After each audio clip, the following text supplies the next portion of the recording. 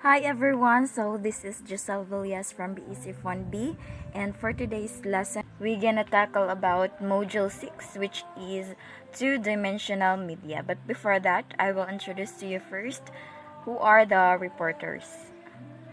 For the lesson 1, topics and reporters, drawing to be reported by me, painting to be reported by Rufa Rukat Vivian Lupiba, printmaking to be reported by Neil Gancinia, and for the collage to be reported by Mark Lloyd Pahi. Without further ado, let's get started. What is drawing? So drawing is the simplest and most efficient way to communicate visual ideas, and for centuries charcoal, chalk, graphite, and paper have been adequate enough tools to launch some of the most profound images in art. So that means that through drawing, we expressed our visual ideas, and we used charcoal, chalk, graphite, and paper for the enough tools for the drawing. So this is the painting of Leonardo da Vinci. So he combined all four painting. So the Virgin and Child with Saint Anne and Saint John the Baptist. And so imagine upat sila kabuok ang iyahang gi-combine nga paint. So lisod kaayo no. So grabe siya ka talented nga painter.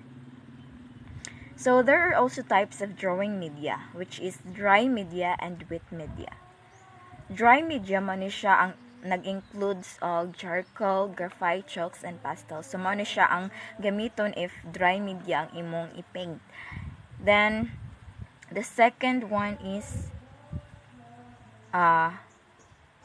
so what is graphite? So kaning graphite man siya nag-include sa pencils, powder, or compressed sticks. So man siya ang ibig sabihin sa graphite. So man siya ang tools nga para gamiton kung imong i-apply ang graphite. So mao ni siya ang example sa paghimo sa painting using graphite. So next is charcoal. So kaning charcoal dili lang ni pangsugnod sa ato ang abuhan or sa atong sa panglungag, kundi gamit pud ay ni siya sa pagdraw or pagpaint. So charcoal, perhaps the oldest form of drawing media, is made by simply charring wooden sticks or small branches called vine charcoal, but is also available in mechanically compressed form. So adunay types sa charcoal, which is vine charcoal. So kung magamit ka vine charcoal, mao na siya ang soft, ang iyang density is soft, medium, and hard. And kaning so mao ni siya ang example sa vine charcoal. So adunay gagmay, adunay pay dagko, no? So adunay grabe ka black, adunay pud light. So next is we have pastels. So kaning pastels familiar ni sa ato kay mura na siya color. So pastels are essentially colored chalks, usually compressed in stick form for better handling. They are characterized by soft, subtle changes in tone or color. Pastel pigments allow for a resonant quality that is more difficult to obtain with graphite or charcoal. Kung dili ka ganahan nga dili colorful ang imuhang draw or painting, so maggamit kag pastels aron nga colorful ang imuhang paint. So mao ni siya ang charcoal. I mean pastel. So next is wet media. So kaning wet media mao ni siya ang example ani is ink. So mostly kasagaran painter magamit sila ink kay mao ni siya ang ilang gusto, kung whether it is kung ganahan sila nga ang ilang paint is thin o ganahan sila nga mag-blurs or mag-blur ang ilahang paint or lines sa ilahang painting.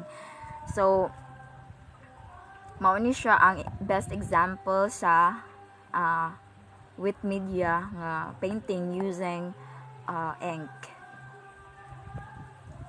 So the last one we have here, felt tip. So kaning felt tip pens, mao ni siya ang atong mao ni siya ang ginagamit sa mga painter nga example of with media also nga through ink mao ni siya nga ang ginagamit nila nga felt strip inside the pen, then it is released onto the paper, other supporter the tip.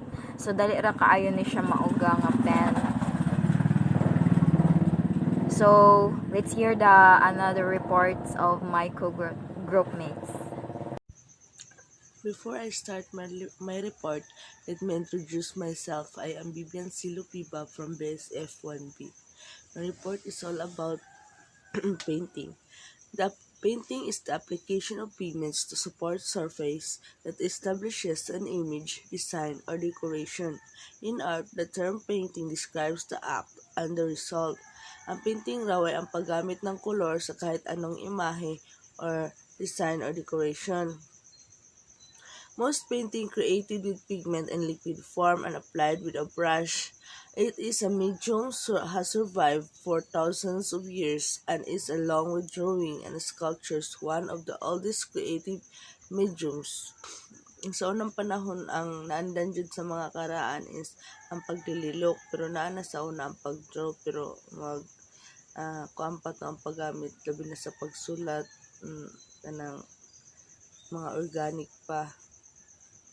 Dili pa jud para karon na niyo na gid ang teknolohiya. It's used in some form by cultures around the world. Ginagamit sa unang panahon sa mga kanunuan pa tong dati.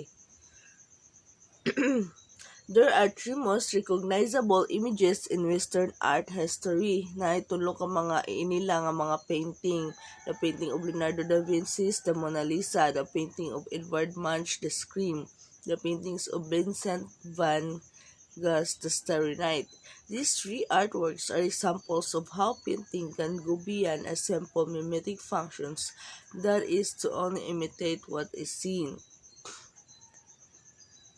Painting mediums are extremely versatile because they can apply to many different surfaces such including paper, wood, canvas, plaster, clay, lacquer, and concrete. Nga, pwede siya ma-apply sa mga papel, wood, ang painting, or concrete, ka ng mga sementadong balay. There are 6 major painting mediums, each with specific individual characteristics. Encaustic paint mixed dry pigment with a heated base wax binder. This seen resurgence in use since the 1990s. Joseph Goldberg is noteworthy for his mastery of the encaustic method. His paintings spring mesa his brush and scrap in layers, exposing colors from underneath, giving the finished work a hard, resonant surface with nuanced color network. And this is all my report because napay ka ng sumpay ani sa akong ubang classmates. That's all. Thank you.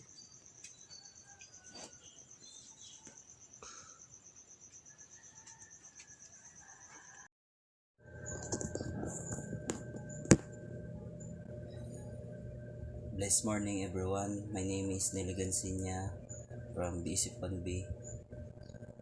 My report is all about serigraphy.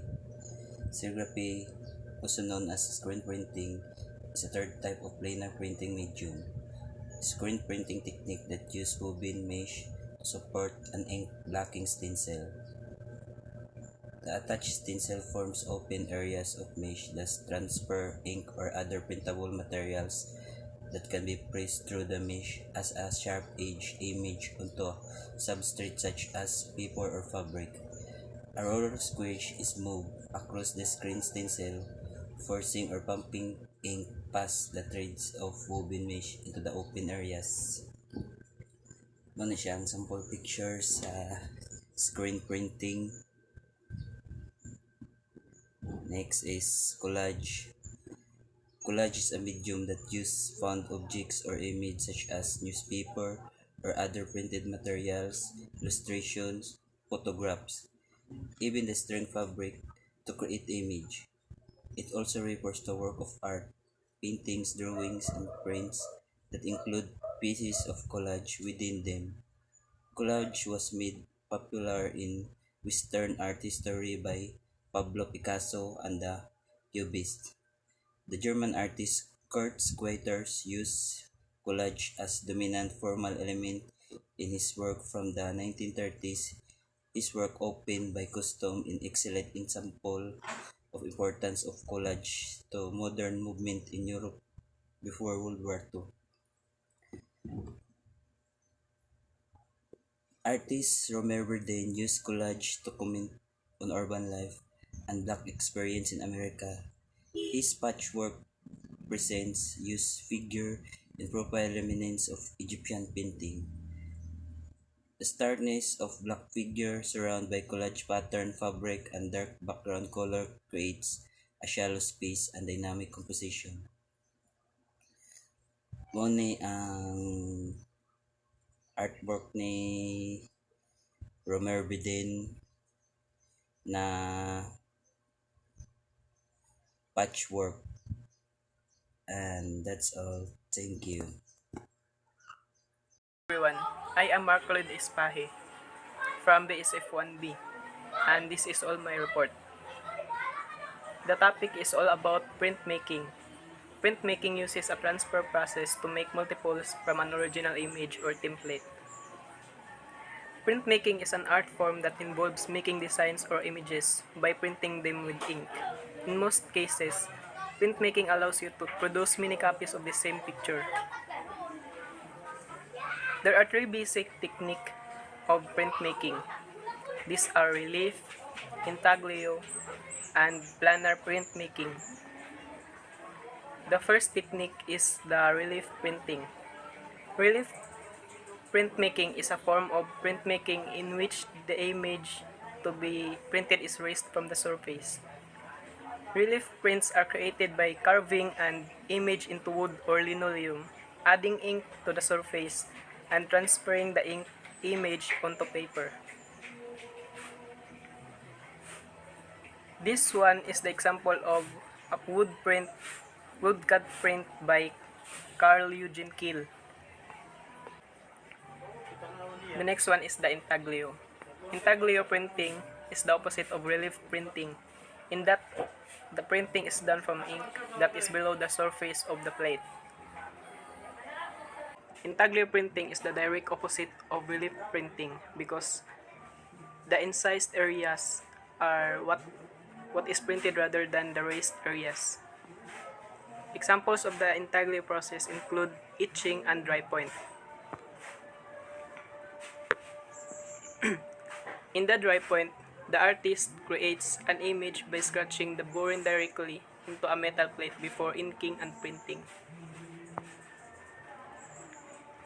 Etching is an intaglio printmaking technique that uses acid to incise an image into a metal plate. It is traditionally the process of using strong acid or mordant to cut into the unprotected parts of a metal surface to create a design in intaglio in the metal. The next one is planar print.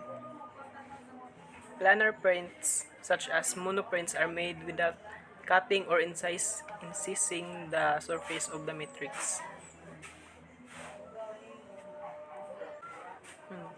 Wala di ko ikon ani. Wala man di ko ikon sa luna ni. This one is the example of planar print. Lithography. Lithography is another example of planar printmaking developed in Germany in the late 18th century. The traditional matrix for lithography is the smooth surface of the limestone block. Lithography is a printing process in which the image area and the non-image area coexist in the same plane.